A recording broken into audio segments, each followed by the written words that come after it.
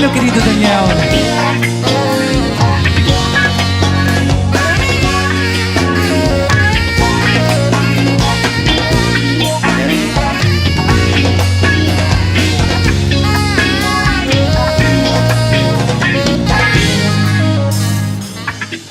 O começo do saxofone foi um show que eu fui assistir de César Camargo Mariano no TCA. Meu irmão tocava piano, estava começando a tocar piano na época, e nós fomos assistir no TCA. César Camargo Mariano era um show Ponte das Estrelas, um show belíssimo, e tinha um saxofonista, Pique Riverte, que era excelente músico, enfim, e eu fiquei impressionado com o instrumento.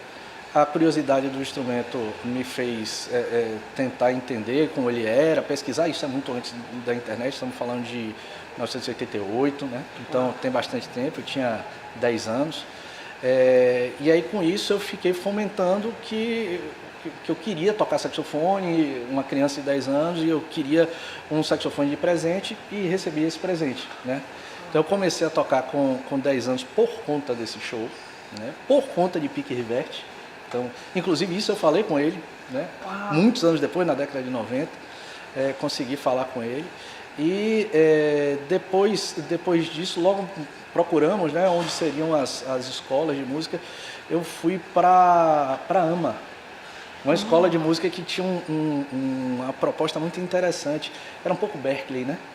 Tinha a questão da técnica, do método erudito, mas tinha a questão da música popular, né?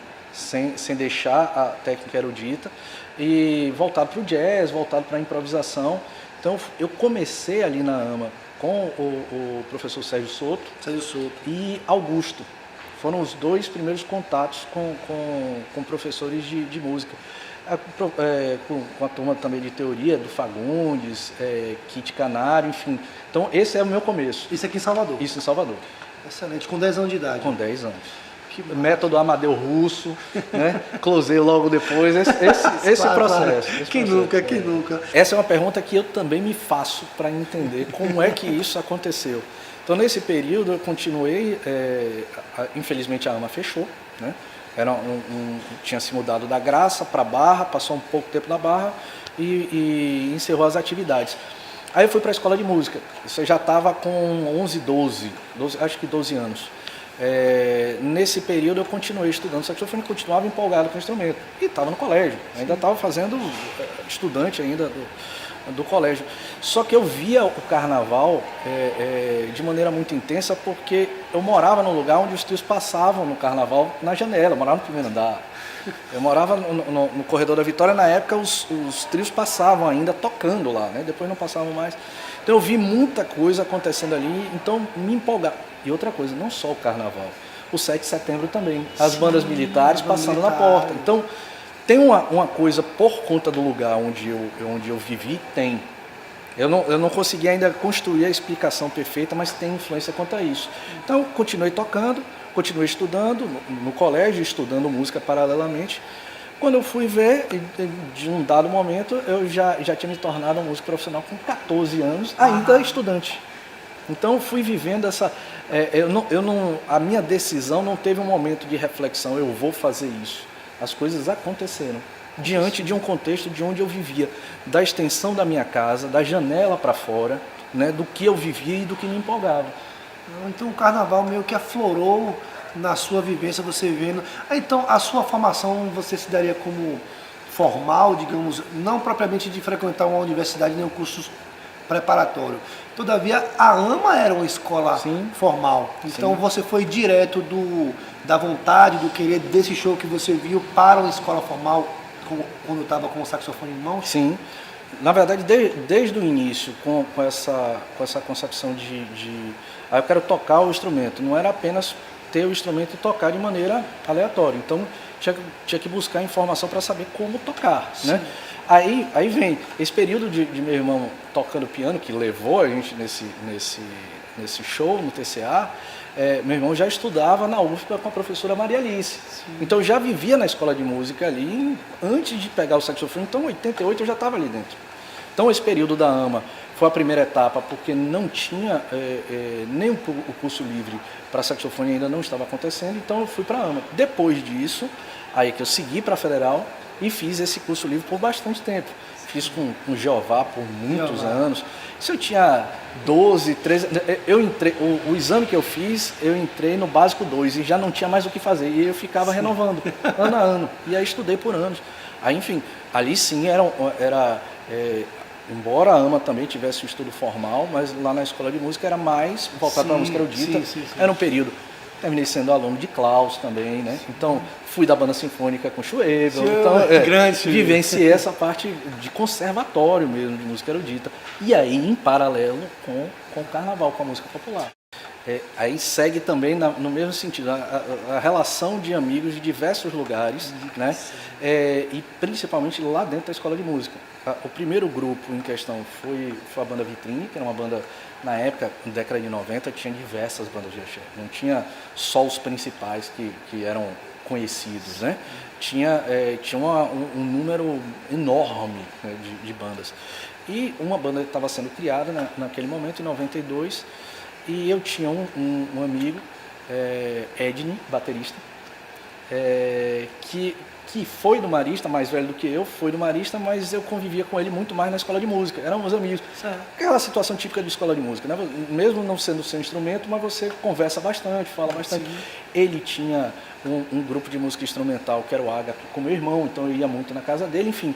E aí ele me convidou para esse projeto. Eu disse, não sei, não vou, fiquei um pouco da dúvida. Ele disse, não, venha pelo menos experimentar, porque vamos fazer um período de campanha política.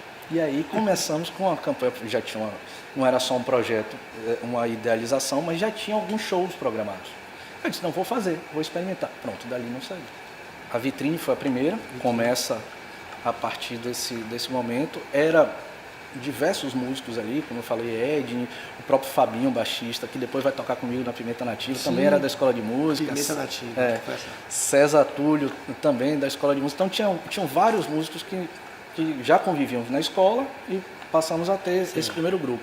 Essa foi a primeira experiência profissional, primeira experiência em estúdio, primeira experiência de disco, primeira experiência da música tocando em rádio, primeira experiência de programa de televisão. Então tudo isso aconteceu nesse momento. Estamos falando do final dos anos 90? Já nesse momento? Início, eu estou falando 92 a 95, por aí. É esse período dessa banda. O que acontecia também na época, e isso mudou, é um cenário um pouco diferente, a gente costumava tocar não apenas em um lugar, tocava em outros, enfim, não só fazendo substituição de algum amigo, mas às vezes até fazendo 2 projetos, 3 projetos, sim, em paralelo. Aí o primeiro que eu saio ali da Vitrine foi o Jeremias Não Bate Corner. Começo da banda, que depois se transforma em Jamil, né, que era com Tuca, Mano, sim, e Beto. E aí eu comecei a tocar, e inclusive é interessante, outra situação da escola de música. Eu tocava tocando saxofone, e quem tocava trompete comigo era Heinz Schwebel, filho de Schwebel. Mentira. Que ninguém... Pois é. O naipe éramos nós dois. Não acredito. Né? E aí esse período do Jeremias eu fiquei por um tempo. Eu tive uma decisão de não permanecer, embora tivesse o convite de permanecer lá, e aí eu precisaria escolher entre um e outro. Sim. Mas o que me motivou a escolher a Vitrine é porque todo o processo criativo eu participava. Então foi naquele momento que eu tomei a decisão, eu sempre vou estar em lugares que eu vou participar do processo criativo, da decisão do repertório ao arranjo, a estética do trabalho, do que é que a gente vai seguir, qual é a sonoridade. Se não for dessa forma, eu não tenho interesse em fazer. Então foi aquele primeiro momento que me deparei com essa dúvida e tomei a decisão. Volta em 94, eu estou com 16 anos, mas tomei essa decisão nesse caminho. Já e sigo formado. Segui dessa maneira. Eu cheguei a voltar a tocar no Jeremias, mas foi um show também fantástico. Heinz também foi. Foi o último show com o nome de Jeremias, eles aqui em Salvador, eles iam mudar o nome, teve a transição na época com o Netinho, já era Letieres tocando. Aí Letieres, era Letieres, Giga, os dois tocaram, o naipe nós fomos acrescentados, eu fiz sax alto, Letieres fez tenor, Giga e Heinz de trompete e Gerson Barbosa de trombone. É um naipe inimaginável, né? Pô, esses caras não saem da escola de música de jeito nenhum. Pois é, a gente estava no Baiano de Tênis, essa turma tocando, naipe com 5, né? Para a época era difícil até você ver uma banda de axé com dois, né? Saxofone e trompete. Ali Letieres conseguiu trazer os que participaram da história inicial junto com eles e colocar o Gerson. E aí saí tocando com mais alguns outros grupos. Aí teve um período de música experimental, um pouco de pop rock aqui também. Então terminei tocando com a Setembro, com a Funk Machine, tocando com alguns outros.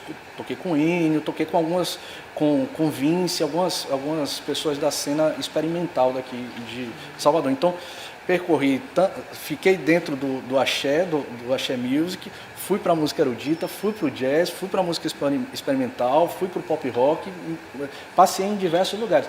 Aí, em um dado momento, foi curto, foi uma passagem, mas foi importante.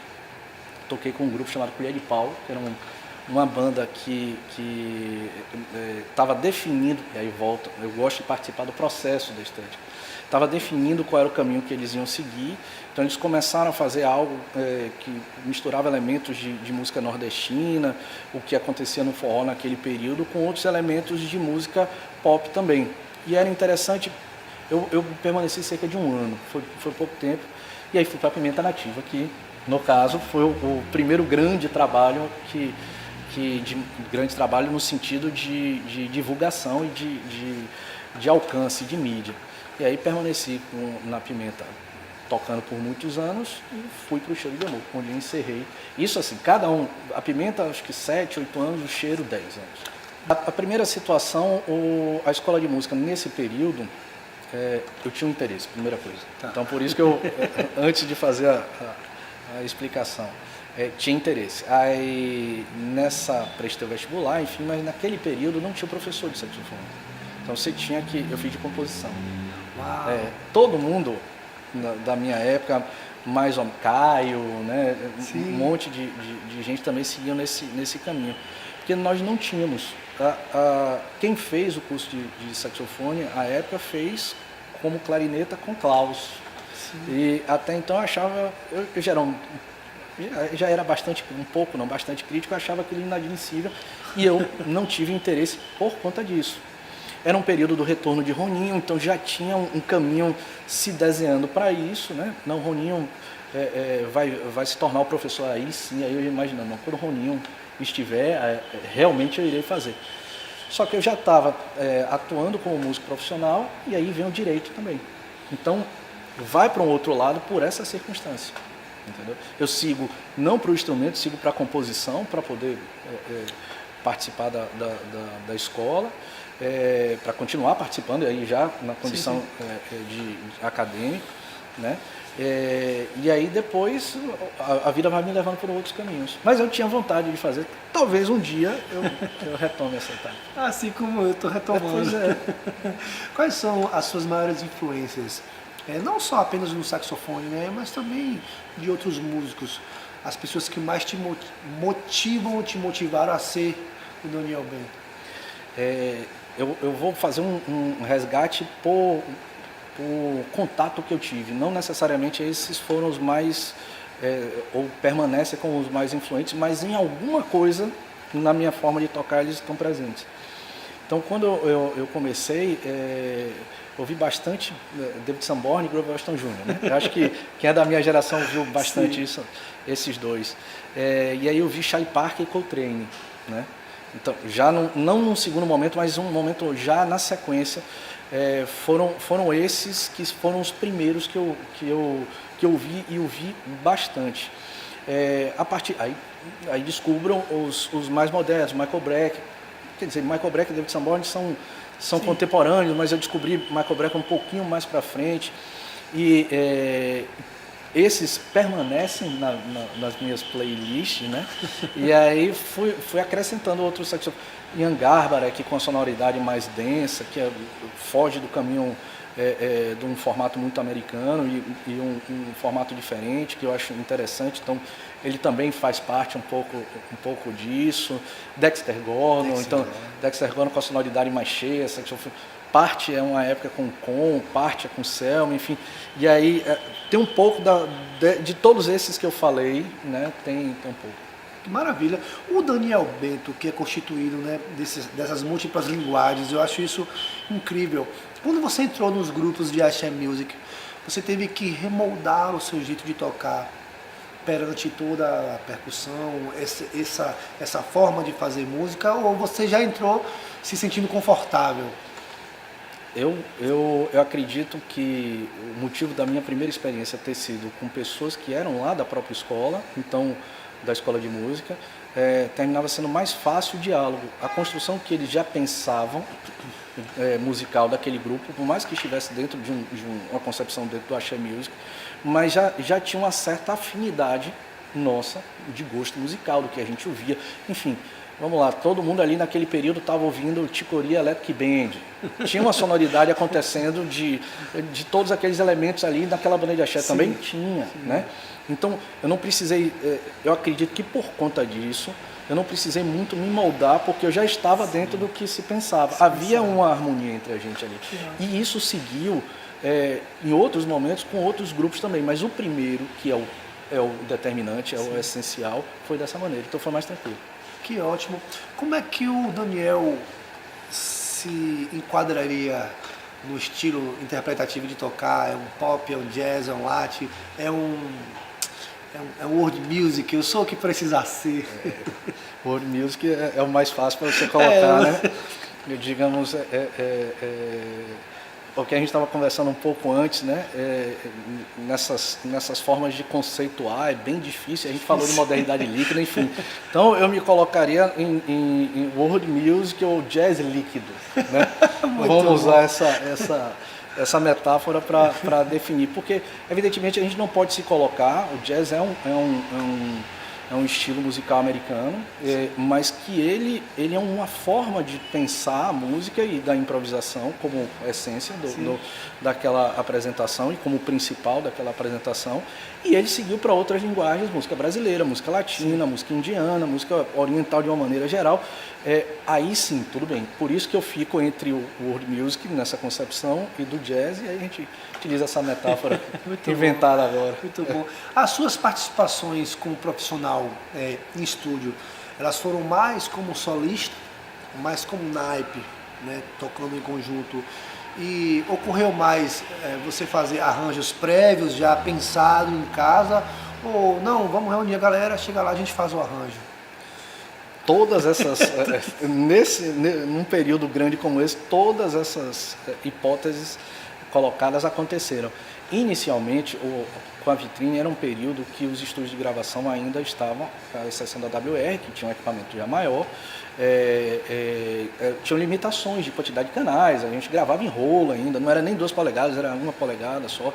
Então, muitas vezes eu gravava ainda sem naipe. Então gravava o saxofone junto com o teclado, teve isso, né? Isso não me agradava muito, mas era a circunstância da dificuldade da época.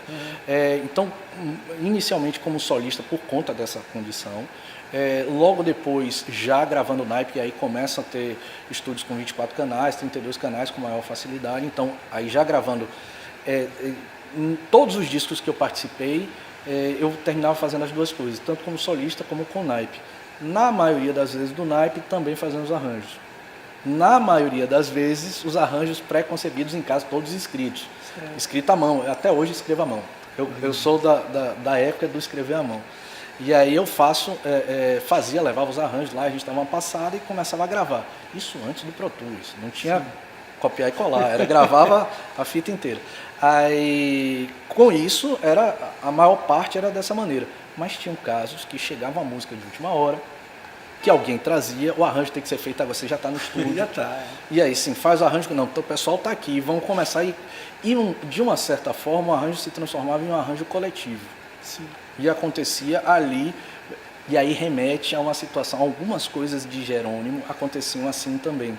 Jerônimo conduzia, mas era através de um formato de oralidade.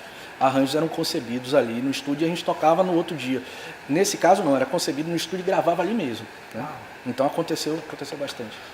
Como é o Daniel arranjador? Quais são os seus processos criativos? A canção chega para você uma base com o violão ou com alguma coisa assim? Como é que você começa os passos iniciais para fazer o arranjo daquela música? de todos até então, eu não experimentei por esse caminho. Como eu participava do processo criativo, as músicas chegavam nesse formato, apenas com violão ou só voz em um teclado, algo simples, ou grupos pequenos.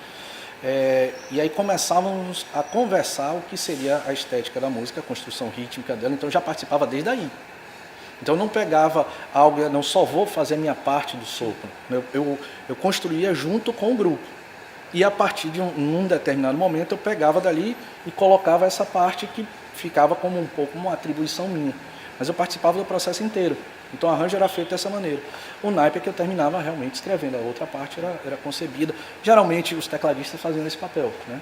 E aí começavam a fazer uma base, ou seja, com MIDI, algo assim. Maravilha. Você considera que durante o seu período de atuação dentro da Axé Music, o que foi construído é compatível com o retorno que você teve? O retorno que... Aí, vamos lá, o conceito de retorno também está amplo, né? O que eu posso dizer dos... Fazendo um recorte, retorno financeiro. Certo, pronto. Esse período inicial ali do axé da década de 80, que eu não alcancei, como eu falei, comecei ali em 92, em 92 havia um retorno financeiro significativo. Existia. Eu em alguns grupos de WhatsApp ou algumas outras discussões eu venho comentando quanto a isso.